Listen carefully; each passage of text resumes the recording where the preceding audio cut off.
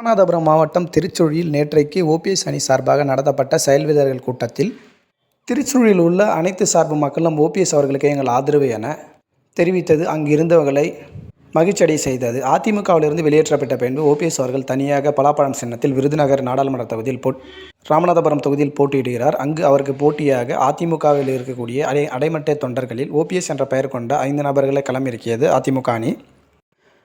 அதற்கெல்லாம் சற்றும் கலைக்காமல் பிரச்சார களத்தில் ஈடுபட்டு வரும் ஓபிஎஸ் அவர்களுக்கு பிரதான அரசியல் கட்சிகளைப் போன்று ஓபிஎஸ் அணியினில் உள்ள அனைத்து நிர்வாகிகளுக்கும் அதிகப்படியான ஆதரவு பெருகி வருகிறது. எனவே ஓபிஎஸ் அவர்கள் நிச்சயம் இந்த தேர்தலில் வெற்றி பெறுவார் எனவும் அவர் அதிமுகவில் மீண்டும் முக்கிய பதவிகளை பிடிப்பார் எனவும் அவரது ஆதரவாளர்கள் மட்டுமல்லாமல் அங்கே இருக்கக்கூடிய பொதுமக்களை தெரிவித்த காட்சி ஓபிஎஸ் அணியினருக்கு மகிழ்ச்சியை தெரிவித்தது.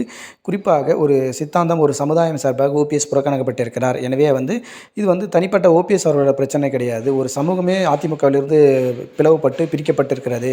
எனவே அதுக்கு தகுந்த பாடத்தை எடப்பாடி பழனிசாமி அவர்களை புகட்டுவோம் என அங்கே இருக்கக்கூடிய மக்கள் தெரிவித்தது திருச்சுழியில் ஓபிஎஸ் அணியினரின் மகிழ்ச்சியை வெளிப்படுத்தியது. தொடர்ந்து அரசியல் சார்ந்த காணொலிகள் தெரிந்து கொள்ள நம்முடைய சேனலை சப்ஸ்கிரைப் செய்யுமாறு கேட்டுக்கொள்கிறோம்.